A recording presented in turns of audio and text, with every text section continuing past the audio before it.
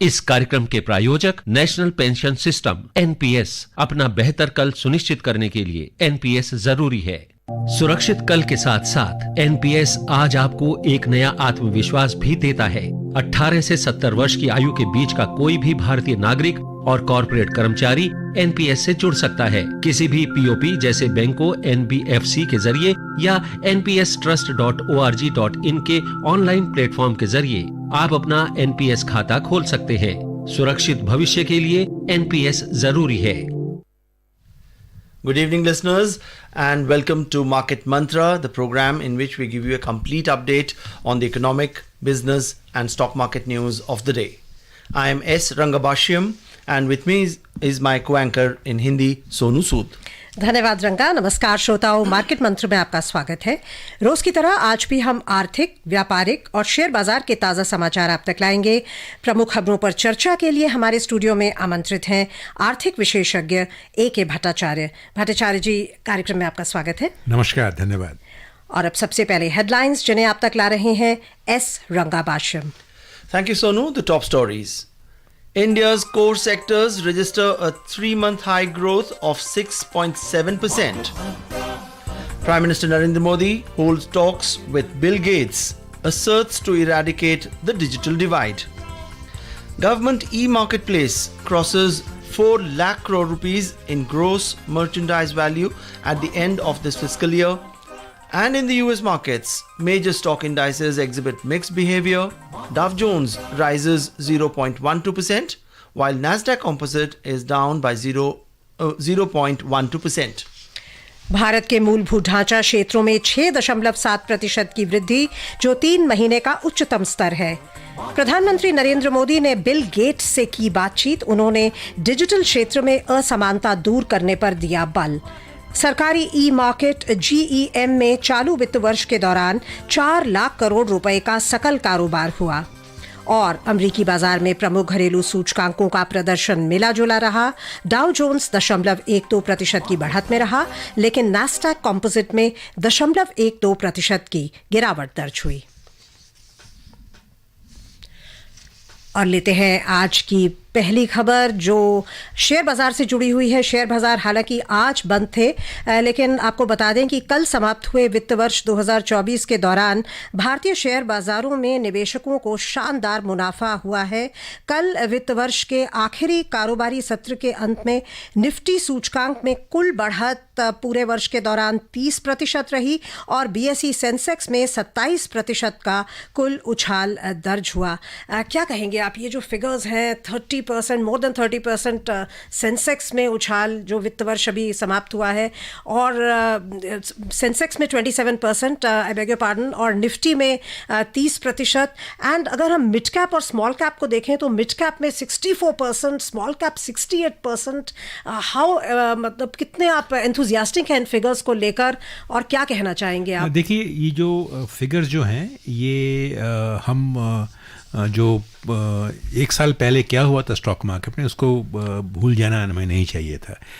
2022-23 में stock market गिर गया था, करीबन 2 या 1% की गिरावट आई थी। अगर पूरी वित्तीय वर्ष में आप 22-23 के देखें तो उसके ऊपर ये जो 27% जो निफ्टी की जो वृद्धि हुई है, ये बहुत ही अच्छी वृद्धि है। मार्केट में जो अर्निंग्स ग्रोथ हुआ है, जो इकोनॉमी में जो ग्रोथ का जो बायोंसी जो है, सरकार के खजाने में जो स्ट्रेंथ दिख रही है, और ओवरऑल डिमांड जो इकोनॉमी में है, उसको ये दर्शा रहा है कि स्टॉक मार्केट अच्छा हुआ है। और फॉरेन मनी जितना आया है उतना डोमेस्टिक इंस्टीट्यूशन में मनी आया है।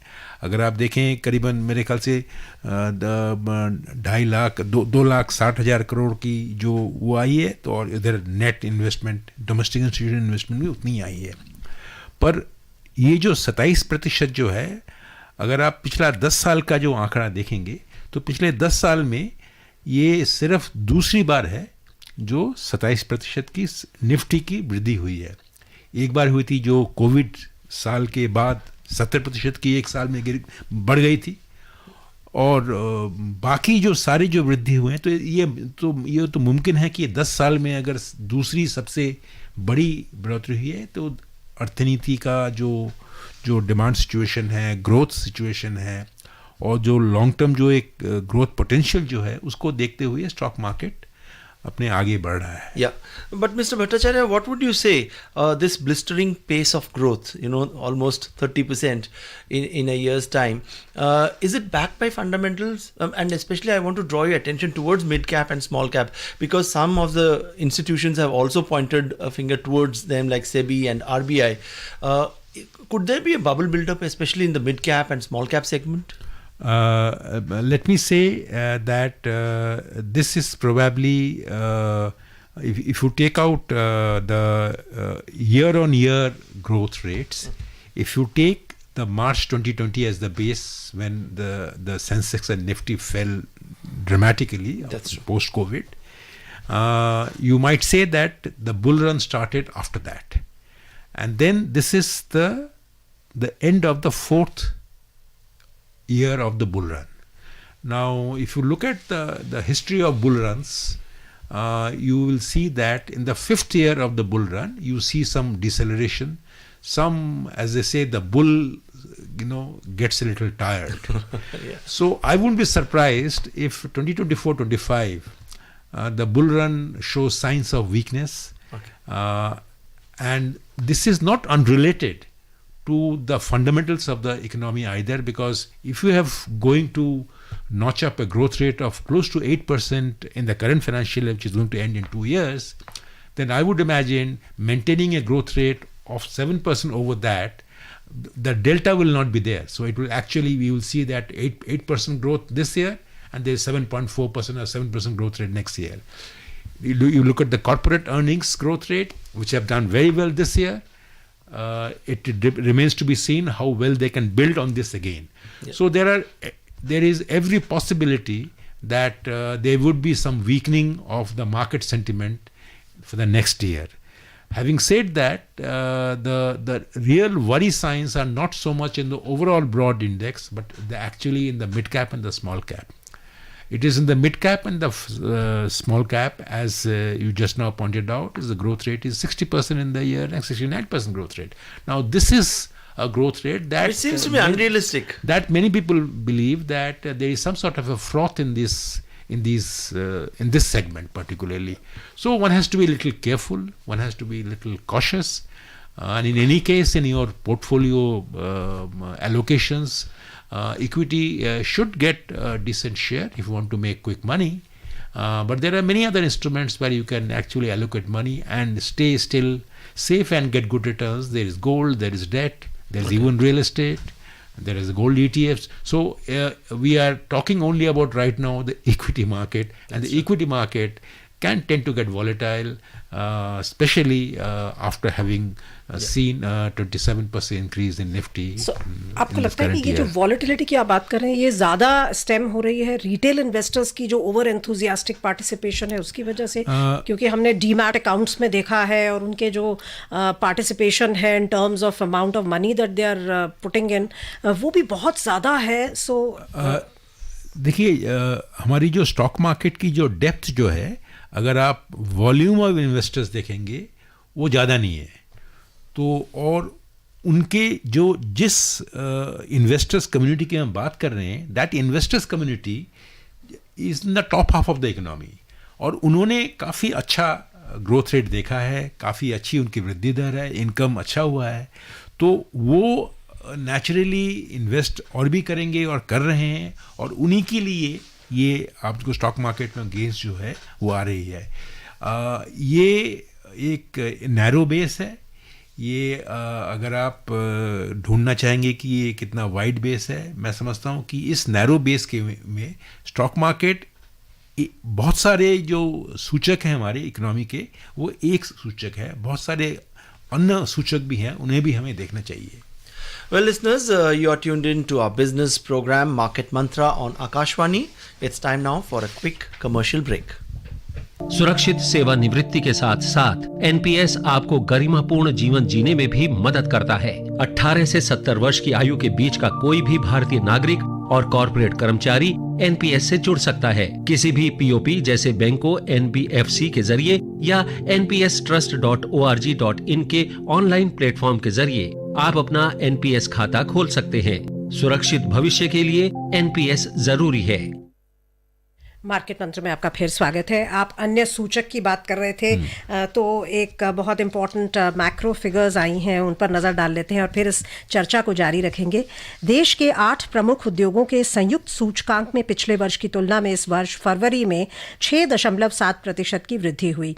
वाणिज्य और उद्योग मंत्रालय ने बताया कि इस वर्ष फरवरी में कोयला, प्राकृतिक गैस, सीमेंट, इस्पात, कच्चा तेल, विद्युत और रिफाइनरी उत्पादों में सकारात्मक वृद्धि हुई। ये 3 महीनों की सबसे अधिक वृद्धि है। सीमेंट उत्पादन पिछले वर्ष की तुलना में इस वर्ष फरवरी में 10.2% बढ़ा। कोयला उत्पादन में 11.6%, कच्चे तेल के उत्पादन में 7.9% और विद्युत उत्पादन में 6.3% की वृद्धि हुई।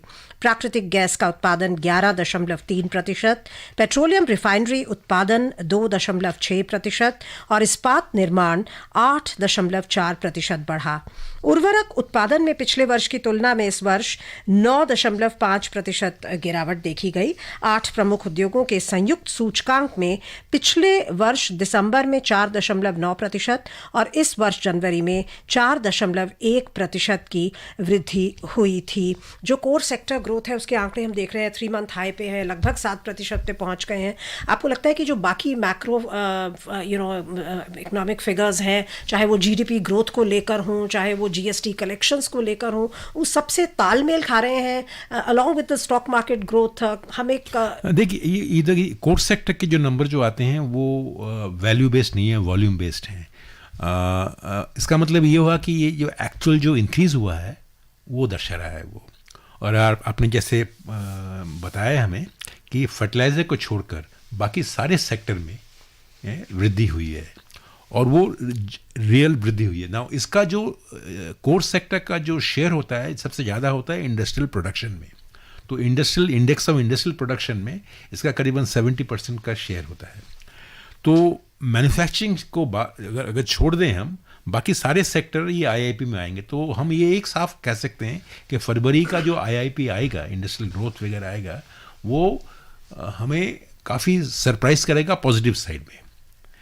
तो पहली बात ये है। और दूसरी बात ये है, जो पहले जो हमने कहा था कि जो जीडीपी ग्रोथ जो अभी तक हम 8.1 और 8.4 पहले जो 3 तिमाही में आई थी, तो ये साफ लगता है कि इन फिगर से कि जो चौथी तिमाही जो है उसमें भी जो जीडीपी ग्रोथ होगा वो अच्छा होगा। वो 5.9 के जगह में मेरे ख्याल से 6.5 भी हो सकता है। अगर वो हो तो मैं समझता हूँ पूरे साल की जो जीडीपी ग्रोथ होगी वो 8 के करीब ही आएगी। और इसको ही देखते हुए मैं समझता हूँ कि स्टॉक मार्केट भी इसको देखकर एक इंडिकेशन मान रहा है कि इकोनॉमी में अभी काफ़ी एक स्प्रिंग है उसके कदम में, वो ग्रोथ पोटेंशियल है अभी। इन्वेस्टमेंट अभी भी बरकरार है।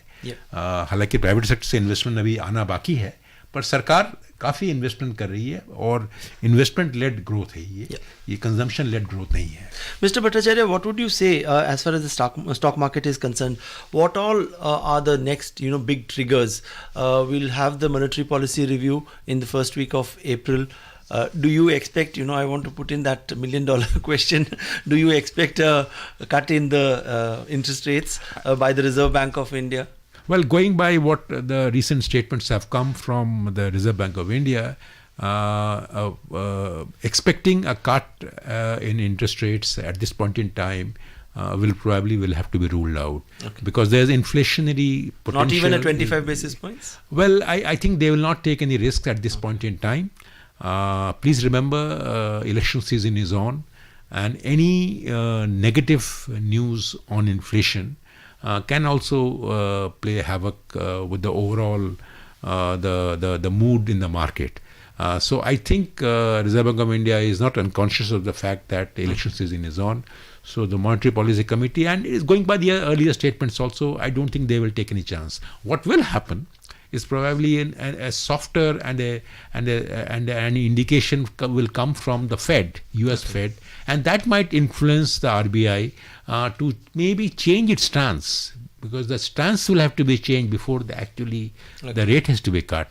So note that last time when the policy came out in February, the stance was not even changed. Okay. So to expect that in one go they will change completely reverse it, I don't think so. Maybe a stance will be changed in April and in June with the new government in place. Yeah. So we are talking about the triggers also. What could be the next big trigger? The earnings season starting from, say, 10th or 15th of April, when the numbers start pouring in for the fourth quarter and for the entire fiscal also? Absolutely. I think the earnings season, clear indication, and also what you will see is there are a lot of job numbers will come out in the public domain. And those will have a lot of influence and impact on the market's sentiment. But अगर हम 3-4 साल पहले देखें, जब Covid आया तो बहुत ज़्यादा इकोनॉमिक इम्पैक्ट हुआ था, हिट हुई थी इकोनॉमिक फिगर्स. अब आपको लगता है कि पूरे विश्व में, पर खासकर भारत में रेजिलियंस आ गई है कि इतने जियोपॉलिटिकल टेंशन्स चल रहे हैं जो लगातार चलते ही जा रहे हैं, रेड सी का भी हुआ, लेकिन फिर भी हमारी एक जो मजबूती है वो बनी हुई है. डोमेस्टिक इकोनॉमी में हमारी डोमेस्टिक इकोनॉमी बहुत काफ़ी लार्ज है और उसमें सरकार ने, ना कि केंद्र सरकार ने, अगर आप पूरी जो इन्वेस्टमेंट की जो गति को देखें, आप सिर्फ सेंट्रल गवर्नमेंट ने ही इन्वेस्टमेंट नहीं की है, सेंट्रल गवर्नमेंट से कुछ असिस्टेंस से भी जो सारे जो हमारे जो प्रदेश जो हैं उन्होंने भी काफ़ी उनकी इन्वेस्टमेंट बढ़ाई है. तो ओवरऑल अगर कैपिटल इन्वेस्टमेंट अगर बढ़ता रहे, उससे मैं समझता हूँ जो रेजिलियंस जो आती है. और इन्वेस्टमेंट कहाँ हो रहा है? इन्वेस्टमेंट ऐसी जगह हो रहा है जैसे इंफ्रास्ट्रक्चर सेक्टर में हो रहा है, और उस इन्वेस्टमेंट्स में जो लोगों को काम मिल रहा है, लोगों की जो सुविधाएं आ रही हैं, तो उससे काफ़ी उसका इम्पैक्ट बढ़ता है. और वही हम देख रहे हैं स्टॉक मार्केट में, और जिस रेजिलियंस की आप बात कर रहे हैं वो हमें देखने को मिल रहा है. Well, let's move on and take a look at some of the other news items as well. Prime Minister Narendra Modi has said that digital public infrastructure is a big requirement in itself, and government is extending the digital facilities to all the villages. Interacting with philanthropist Bill Gates, Mr. Modi said technology can play a big role in agriculture, health and education. On artificial intelligence, Mr. Modi said people can misuse the technology if they are not given proper training. He also said if people use AI as a magic tool, it would lead to grave injustice. Mr. Modi suggested that there should be clear watermarks on AI-generated content so that nobody is misguided. Prime Minister Modi said women are more open to adopting new technology in India. He said the Namo Drone Didi scheme is going on successfully, and the mindset has changed now as Namo Drone Didis are becoming pilots who can navigate drones. On renewable energy, Mr. Modi said India is making rapid advancements in the sector. He said the nation wants to make advancements in green hydrogen sector as well. Mr. Bhattacharya, what the Prime Minister is saying is really true. As far as the government is concerned, in the past couple of years, the digital public infrastructure has actually gone rural, and now that has brought down the digital divide as such. And also this point is really well taken, that AI could play actually havoc if it is not kind of regulated and seen to it that it is used properly. There is no doubt that India's digital public infrastructure, particularly in the payment space, has made huge strides. Not just in India, and if you look at the numbers, they all tell you, I don't need to repeat the numbers. But what has also happened is that this success is being replicated, and foreign countries are coming to India, and how the international payment space can also benefit from this. So the technology that the National Payment Corporation of India has created with this BHIM app, and then there are so many other apps, UPI, it's a wonderful thing. But the AI, the cautionary note that the Prime Minister has sounded is much needed, because AI can be a double-edged sword if you know how to use it, and if it is misused. So therefore, it's still early days, but certainly at some point this technology needs some sort of close supervision and some regulation, without which the benefits of AI will probably lost to the rampant misuse of this new phase. और अब समय हो चला है एक छोटे से break का। बने रहिए हमारे साथ, उसके बाद हम कार्यक्रम रिज्यूम करेंगे। अच्छे रिटर्न के साथ साथ एनपीएस आपका आत्मसम्मान भी सुनिश्चित करता है। 18 से 70 वर्ष की आयु के बीच का कोई भी भारतीय नागरिक और कॉर्पोरेट कर्मचारी एनपीएस से जुड़ सकता है। किसी भी पीओपी जैसे बैंकों, एनबीएफसी के जरिए या npstrust.org.in के ऑनलाइन प्लेटफॉर्म के जरिए आप अपना एनपीएस खाता खोल सकते हैं। सुरक्षित भविष्य के लिए एनपीएस जरूरी है। Welcome back, listeners. You're tuned in to our business program Market Mantra on Akashwani, and we are discussing economic, business and stock market news of the day, and along with our expert AK Bhattacharya in the studios. और digital space से ही जुड़ी है हमारी अगली खबर। सरकारी ई market केंद्र GEM पर चालू वित्त वर्ष में रिकॉर्ड 4 लाख करोड़ रुपए का सकल कारोबार हुआ। ये पिछले वित्त वर्ष की तुलना से 2 गुना है। आज नई दिल्ली में GEM के मुख्य कार्यकारी अधिकारी PK सिंह ने संवाददाताओं को बताया कि इससे GEM पोर्टल की अनूठी डिजिटल क्षमताओं और कार्य क्षमताओं का पता चलता है।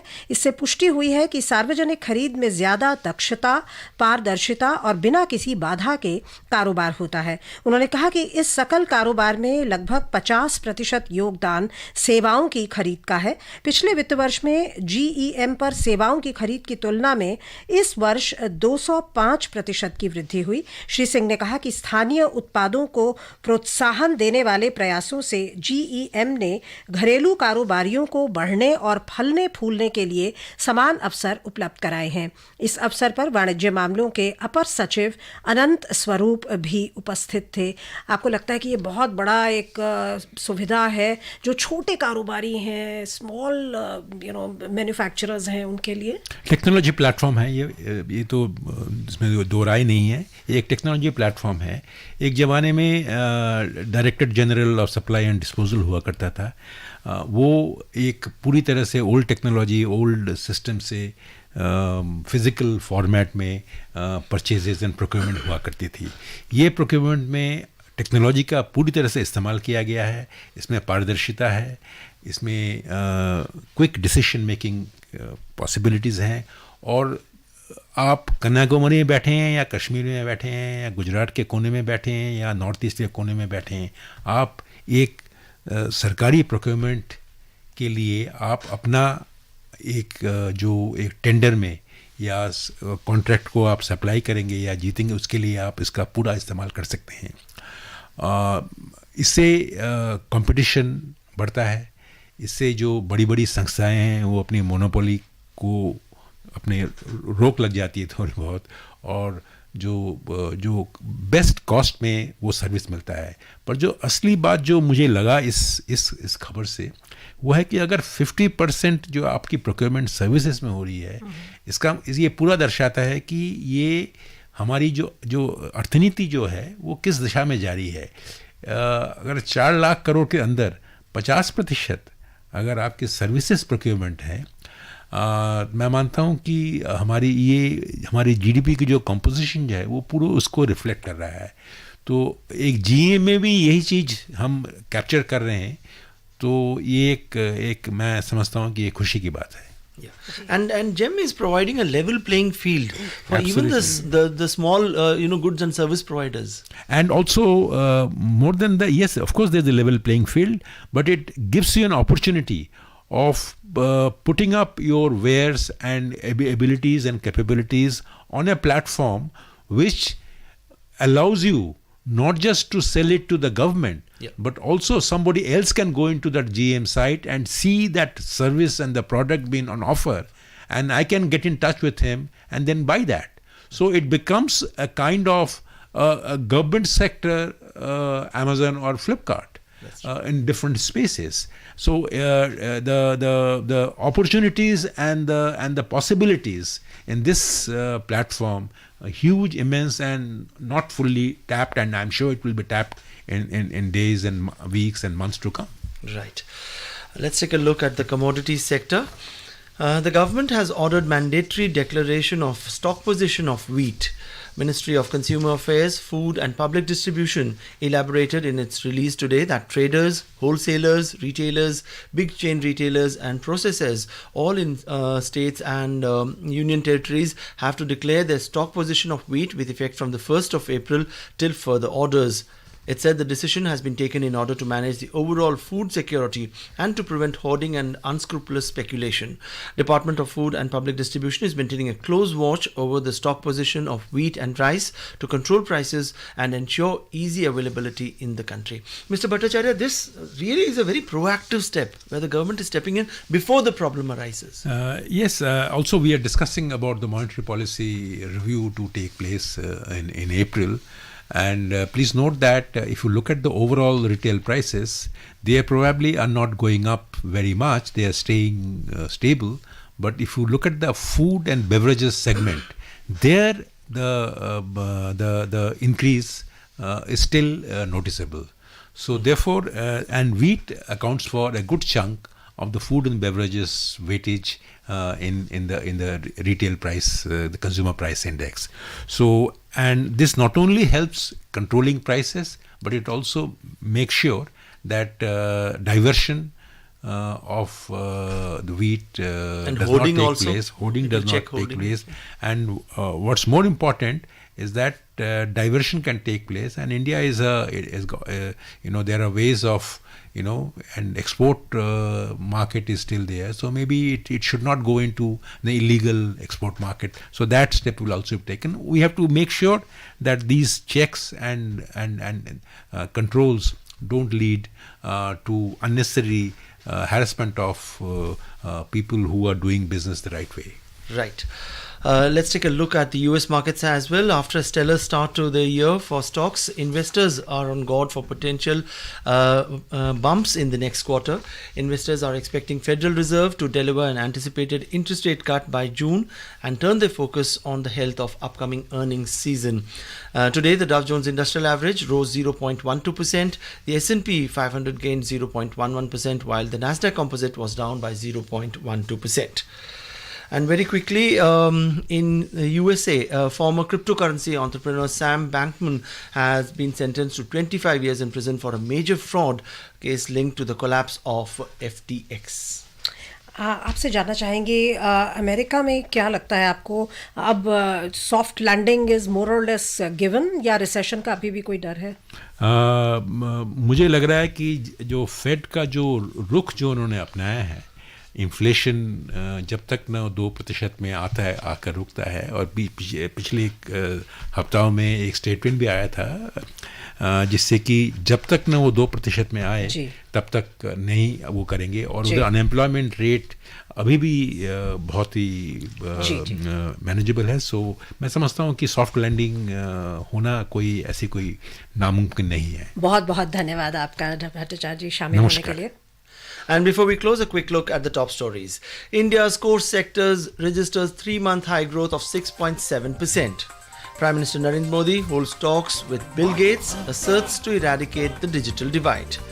Government e-marketplace crosses 4 lakh crore rupees in gross merchandise value at the end of this fiscal year. And in the US, major stock indices exhibit mixed behavior. Dow Jones rises by 0.12%, while Nasdaq is down by 0.12%. And with that, we come to the end of this edition of Market Mantra. Thank you so much for joining us. Goodbye.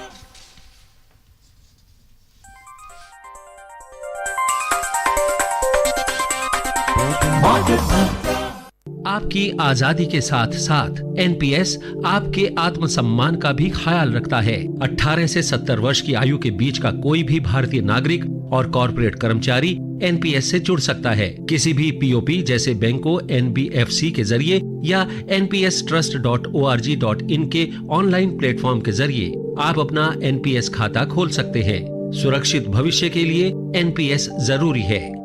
इस कार्यक्रम के प्रायोजक national pension system NPS. अपना बेहतर कल सुनिश्चित करने के लिए एनपीएस जरूरी है.